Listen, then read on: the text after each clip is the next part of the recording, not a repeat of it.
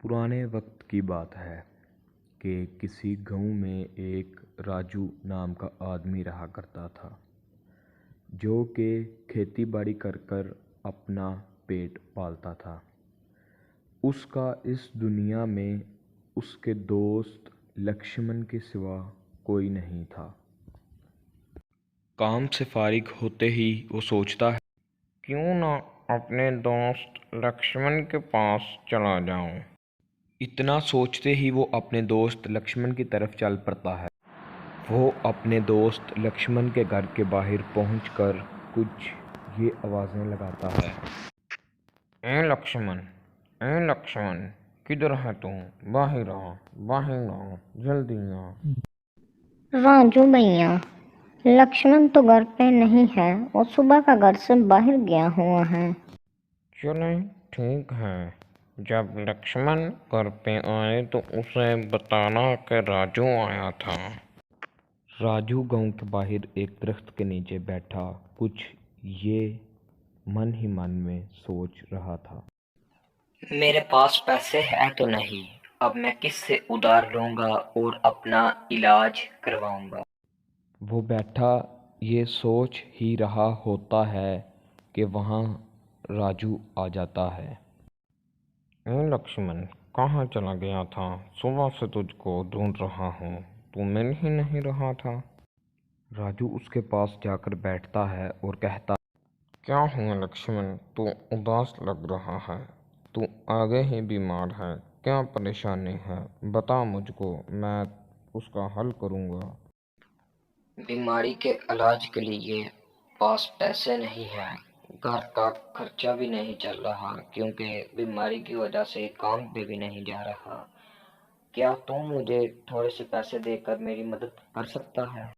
तुझे अच्छे तरीके से पता है मेरे पास पैसे इस वक्त नहीं हैं, लेकिन मैंने अपनी फसल और सब्जियां बोई हुई हैं। जैसे ही वो बढ़ेंगी बेच के तुझे दे दूंगा।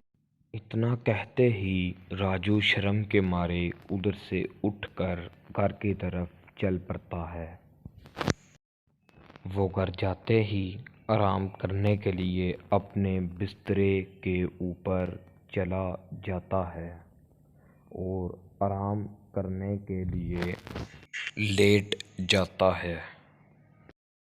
वो उठते ही अपने खेत की तरफ रवाना हो जाता है।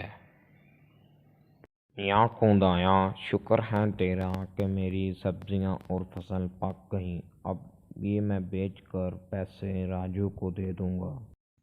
सेठ साहब, उठिए, उठिए सेठ साहब, आप सोए हुए हैं, उठिए। क्या हुआ राजू, तूने इतना शोर क्यों मचाया हुआ है?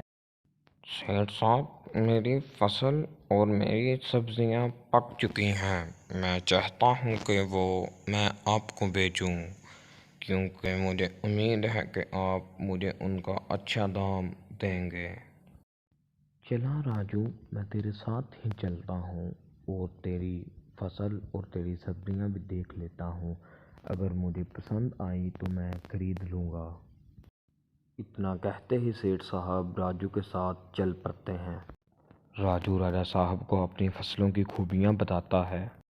राजा साहब, ये है मेरी फसल और ये मेरी सब्जियां हैं। उम्मीद है आपको पसंद आएंगी।